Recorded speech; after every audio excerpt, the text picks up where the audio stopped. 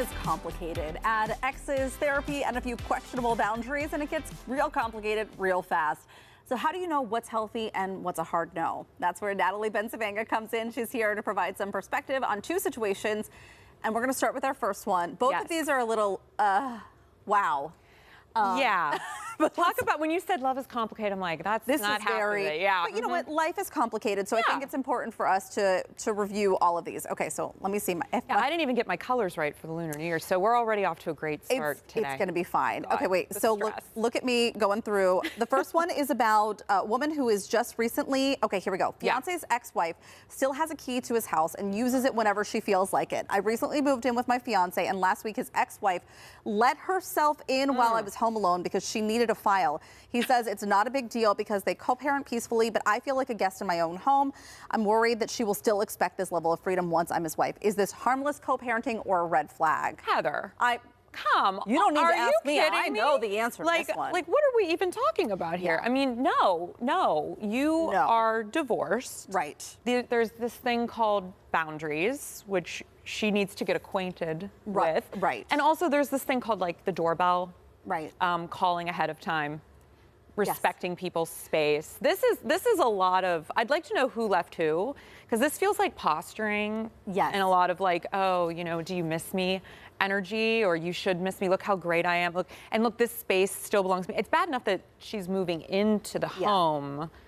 That in and of itself energetically feels rough. Well, and but also, then now this. It also feels like he is leaving it up to the two women to figure out how they want to manage this instead of like setting the boundaries for this new relationship. Like, tell me why you got divorced without telling me why you got divorced. Right. Yeah. I hate everything about about here. this. Yeah. This is a no from us. We're going to say no. We're going to say no. We're going to say new fiance, let's set some boundaries. Yeah. Or we pack our bags and we move out. That's where we're at. Okay. That's where we stand.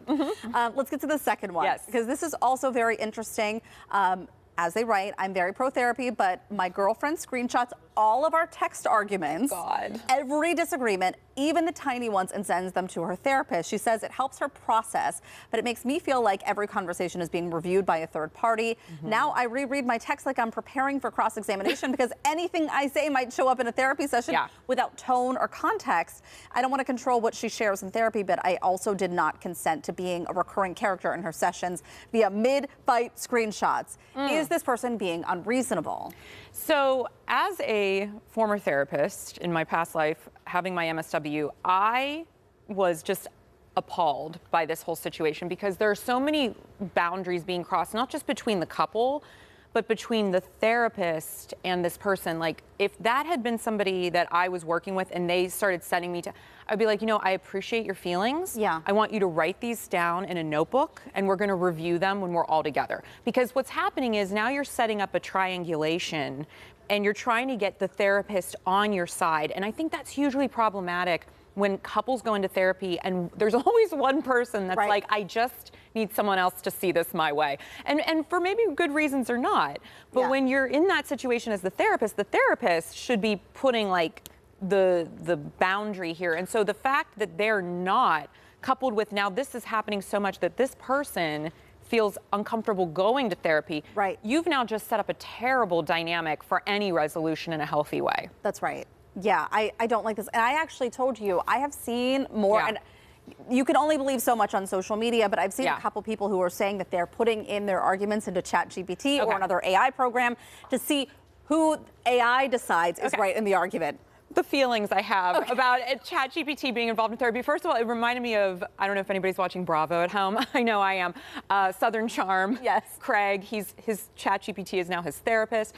Like, what are we doing? What are we doing? We all survived fine without this little gadget known as ChatGPT. And I think it would be good for the entire nation to kind of take a breath and a detox from something, because all it's doing is aggregating the most common answers and giving it back to you, and it wants you to engage. So it's going to give you what you want to hear. Right. Oh my gosh, I just had a conversation with my ChatGPT, and it's like we're best friends now. She's like, having said that, everyone. Well, no, I was really curious how it would interact with me if I treated it like a friend, and it will give it to you right back. Oh yes. It is. It picks up your tone, and then it matches it. So all of this can become, if you're already in a fragile state and you're not coming at it from a place of curiosity, you're really coming at it from a place of need, it is not a substitute for therapy. It is not a substitute for a friend. Right, exactly. Ooh, you can always text me, That's right. Yeah. You're next. Yeah. Well, if you'd like to read more of Ask Natalie advice column, we're going to link you up on our website, kdka.com/talkpittsburgh.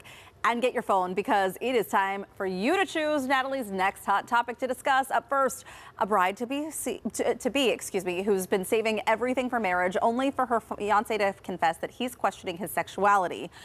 What? Can love alone hold a marriage together, or is this heartbreak waiting to happen? And option 2 involves a newlywed who said, "I do," just hours after his best friend admitted she's been secretly in love with him for years. Life has moved on, and they both act like nothing's happened, but now he's wondering if he should bring this back up again or let it go. You can vote by scanning the QR code or going to kdka.com/connect. I know that you have some feelings. I hear you saying it over there, Natalie. Thank you so much. No poker face today. Next on the show, Mary is tracking these warm temps and the snow melting. Ooh, it's nice. I thought the temperatures were being dramatic. That is some juicy drama. Very, very dramatic. I know. Well, we do have warmer temperatures ahead, and that is going to melt a lot of the snow. But how long will the warm temperatures stick around? I'll let you know coming up.